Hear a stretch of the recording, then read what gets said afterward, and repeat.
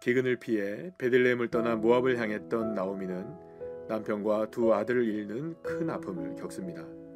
그때 나오미는 여호와께서 자기 백성을 돌보시사 그들에게 양식을 주셨다는 소식을 듣게 되고 다시금 베들레헴으로 돌아갈 결심을 합니다.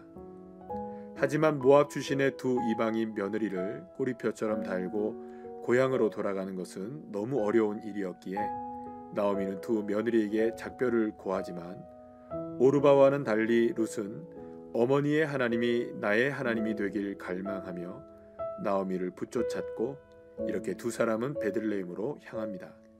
하지만 베들레헴에 돌아온 나오미는 이가 나오미냐는 수군거림에 마음이 무너져 내리고 고향을 떠날 때보다 더 큰 아픔과 상처를 안고 집에만 머무르며 지내게 됩니다. 하지만 룻은 달랐습니다. 물론 젊은 이방인 과부로 낯선 땅에서 살아가기 위해서는 수많은 편견을 감내해야 했지만 어쩌면 이곳이 룻에게는 새로운 기회의 땅이 될 수 있다는 생각에 이삭이라도 줍겠다며 두려움을 무릅쓰고 집을 나섭니다.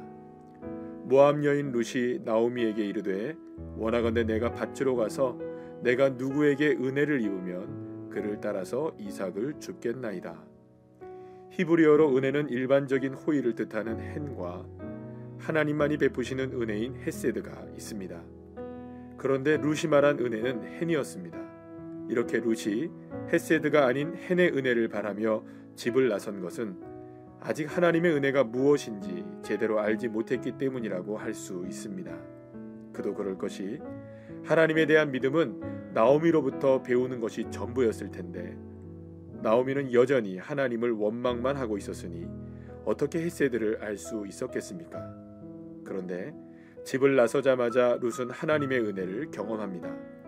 우연히 누군가를 쫓아갔는데 우연히 보아스의 밭에 이르게 되었고 때마침 밭에 온 보아스가 룻을 보게 되었고 룻은 배부르게 떡을 먹게 되었을 뿐만 아니라 추수가 끝날 때까지 계속 일도 할 수 있게 되었고 집에 갈 때에는 한 자루의 이삭까지 가져갈 수 있었습니다. 이후에 룻은 보아스와 결혼을 하게 되는데 이를 통해 무너진 엘리멜렉 가문을 일으켰을 뿐만 아니라 룻과 보아스가 낳은 아들 오벳이 이새를 낳고 이새는 다윗을 낳으면서 이스라엘의 위대한 왕 다윗의 혈통을 잇는 여인이 되었습니다. 룻에게 이루어진 이 모든 일들은 그저 우연히 일어난 일들이 아니었습니다. 처음에는 신락 같았지만 이후에는 폭포수와 같이 부어진 이 모든 일들은 오직 하나님의 은혜로 이루어진 기적이었습니다. 하나님이 어떤 분이신지 어떤 능력을 가지셨는지 잘 알지 못할 수도 있고 하나님을 향해 원망과 불평을 늘어놓을 수도 있고 집 밖을 나서기가 두려울 수도 있습니다. 그러나 바로 그 순간 필요한 것이 하나님의 은혜만을 갈망하는 용기입니다.